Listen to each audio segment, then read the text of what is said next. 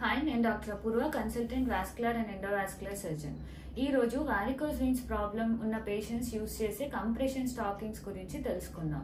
ఈ compression stockings అనేది toes పైన నుంచి బిలో నీ కానీ అబో నీ కానీ యూజువల్గా యూజ్ చేస్తారు.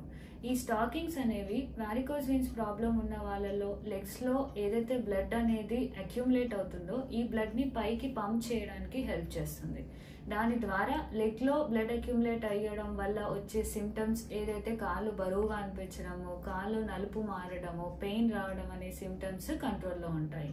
కంప్రెషన్ స్టాకింగ్స్ ఎవరికైతే ప్రిస్క్రైబ్ చేస్తామో వాళ్ళు దాన్ని యూజ్ చేయడంలో చాలా ఇబ్బంది పడుతూ ఉంటారు, చాలా కంప్లైంట్స్ ఉంటాయి, రెగ్యులర్గా యూజ్ చేయరు.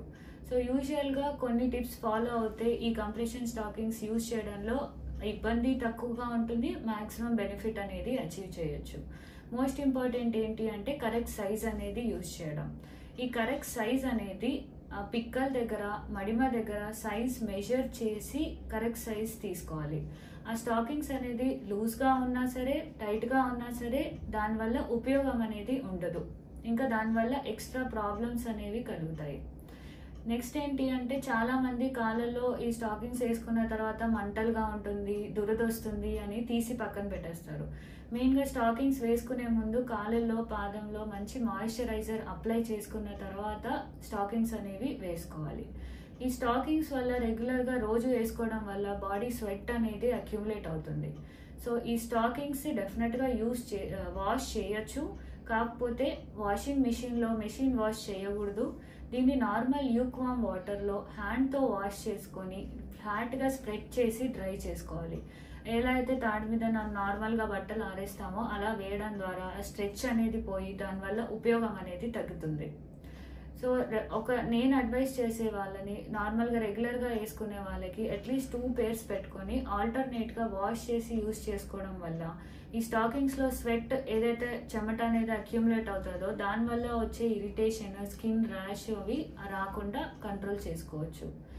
కొంతమందికి స్టాకింగ్స్ అనేవి చాలా టైట్గా ఉన్నాయి, ఎక్కించుకోవడానికి చాలా ఇబ్బందిగా ఉన్నాయి అన్న వాళ్ళకి ఈ స్టాకింగ్స్ వేర్ చేయడానికి కొన్ని స్టాకింగ్స్ అప్లికేటర్స్ అనేవి దొరుకుతాయి, అవి యూజ్ చేయొచ్చు.